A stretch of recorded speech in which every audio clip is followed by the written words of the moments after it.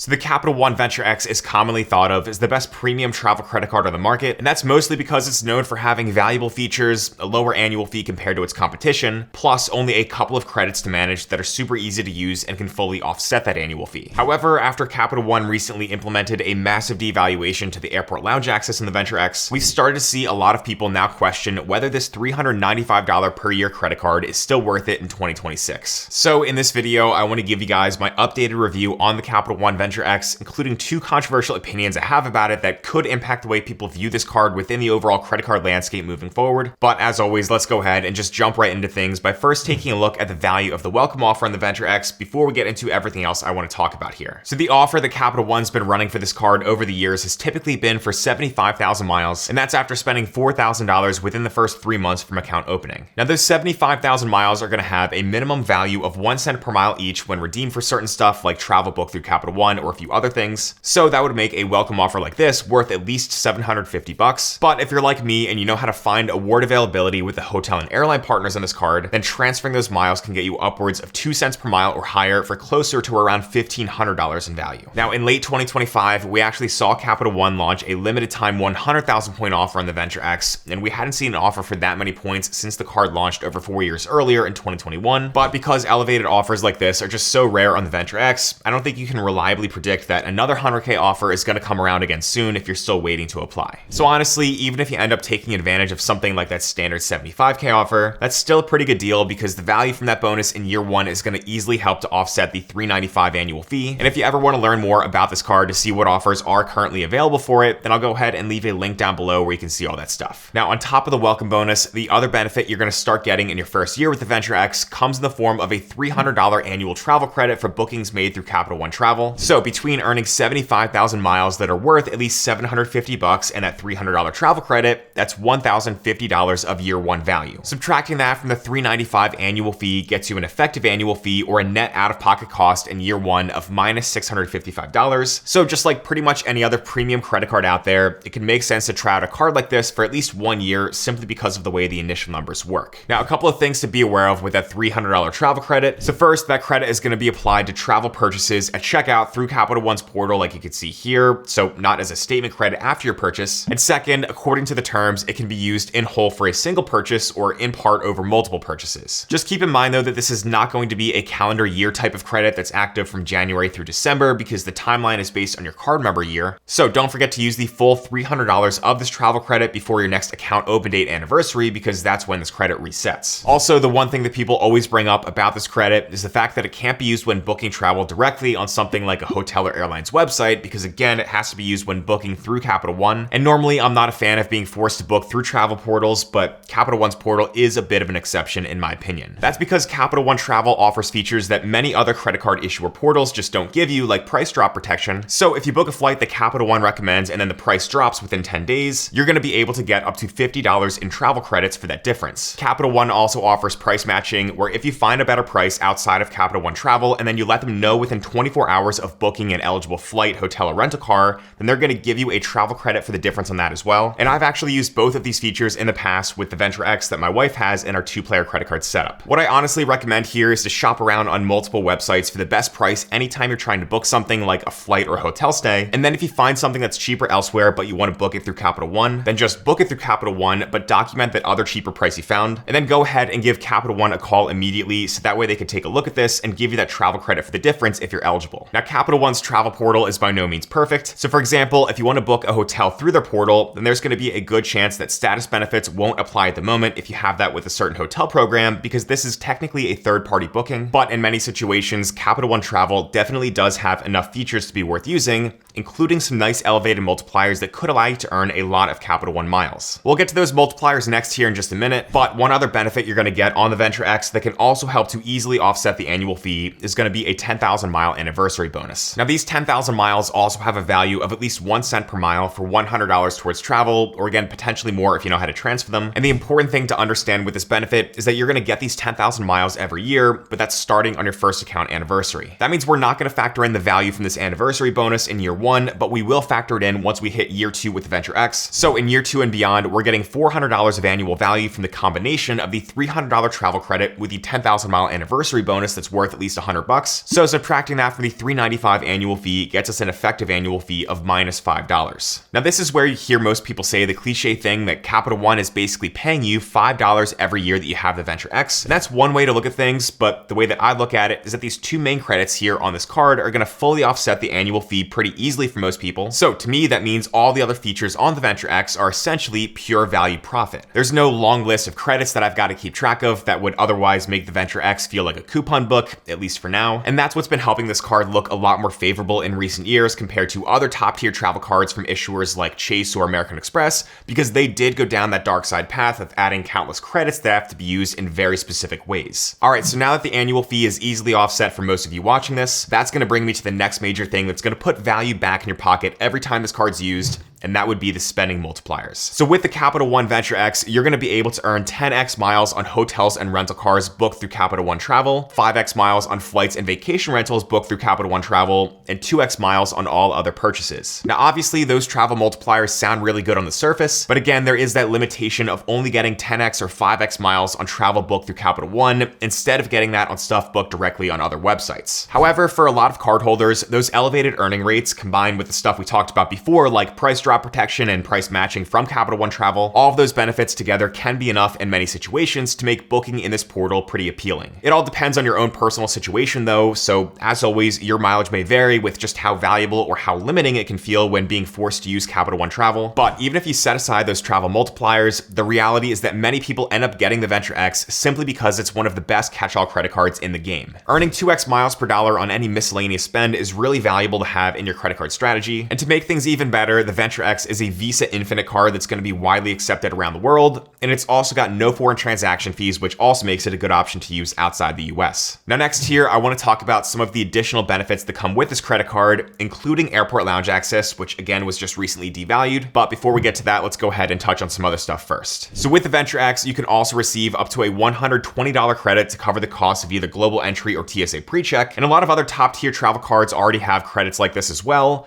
But if this is your first or only major travel card, then this is still a very useful credit to take advantage of. Now, one of the less talked about benefits on the Venture X is that this card allows you to book hotels and other properties that are part of two programs that Capital One has, and those are the Premier Collection and the Lifestyle Collection. The Premier Collection is Capital One's version of a luxury hotel program, similar to Fine Hotels and Resorts through Amex or the Edit through Chase. And then the Lifestyle Collection from Capital One is like the younger sibling to the Premier Collection with some nice properties that are just a step down from high-end luxury. Now, for Venture X cardholders,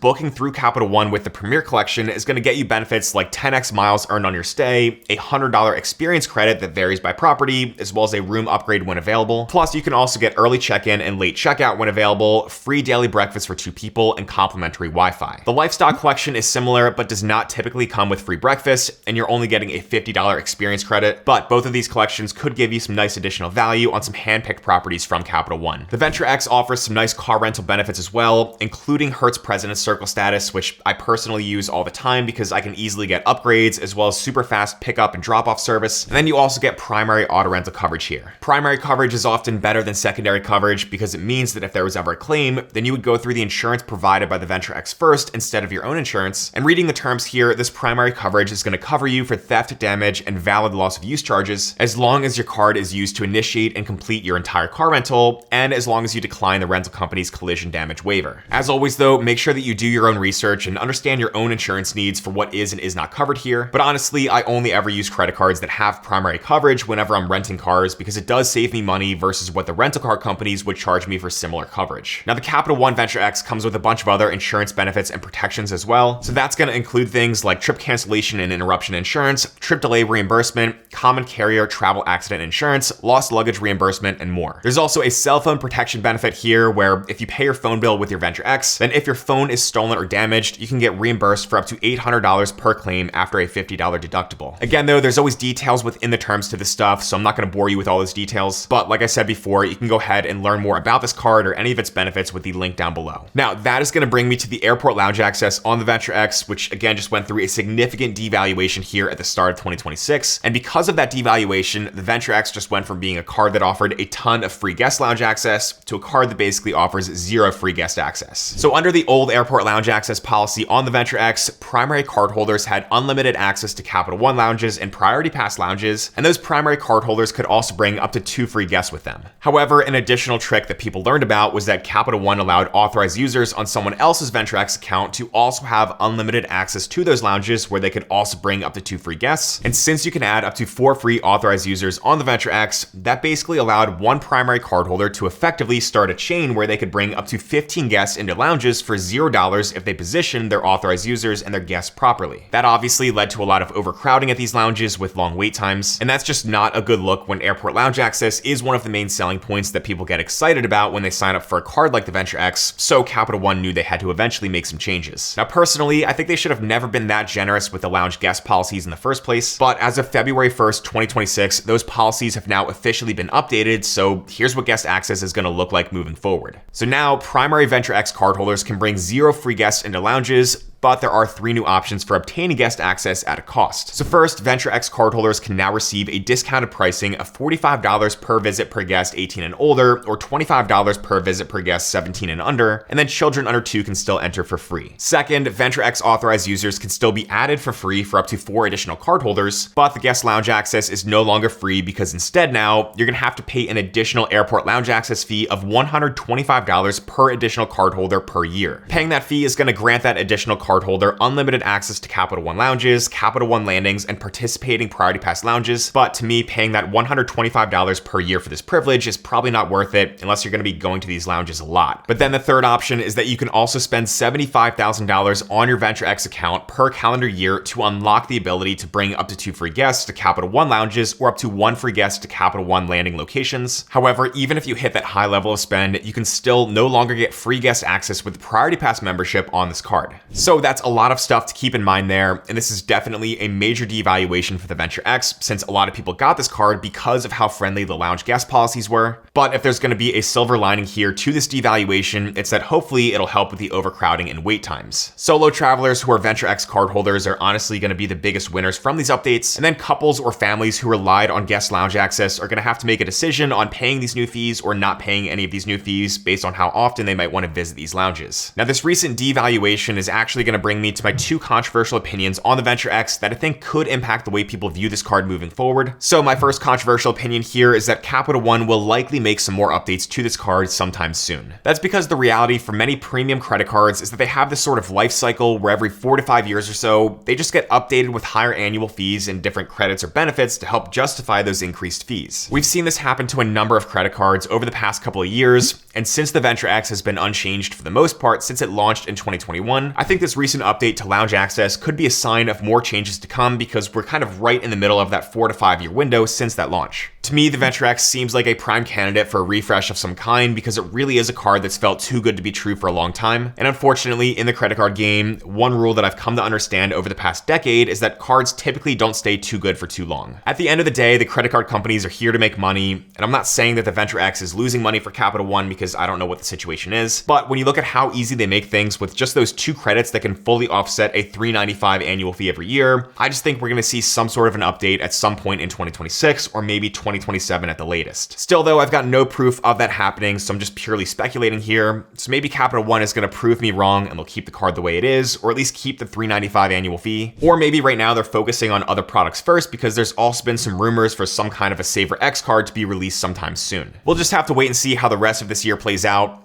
But that is going to lead me to my second controversial opinion here, which is that as 2026 goes on, we're going to see the Venture X battle with an unexpected new competitor in the Built Palladium card. So the Built Palladium is one of 3 new credit cards that launched with the major Built 2.0 update at the start of February 2026. And as soon as you look at the Palladium card next to the Venture X, it's easy to see that there's a clear comparison that can be made. They both earn 2x points or miles per dollar on everything as a catch-all card. They both have an annual fee of under $500, and they both have credits that can be used in the respective travel portal to help offset their annual fees. However, there's going to be pros and cons to each that can push or pull certain people to one side or the other. So the Venture X has a much simpler structure in terms of how the $300 travel credit and the 10,000 mile anniversary bonus work to justify the cheaper $395 annual fee, whereas the Built Palladium card has up to $400 in Built Travel hotel credits, but those are going to be split up into 2 semi-annual $200 credits to keep track of, and they can only be used on stays that have a 2-night minimum. So the advantage goes to Capital One in terms of simplicity and how easy it is to offset the annual fee, but Bilt offers the ability to turn any of the 2x everyday spend you put on the Palladium card into additional points unlocked on your rent or mortgage. It's kind of confusing to understand exactly how it works,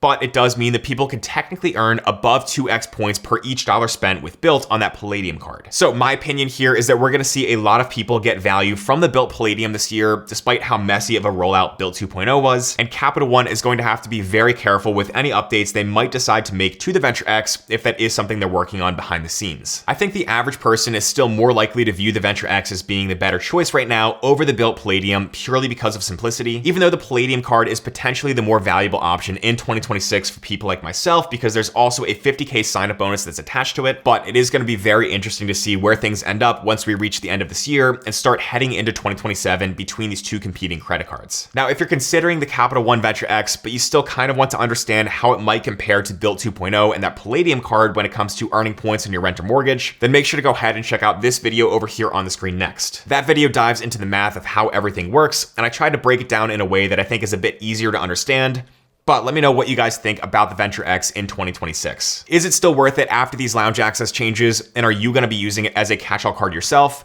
Let me know down below in the comment section. But as always, thanks so much for watching.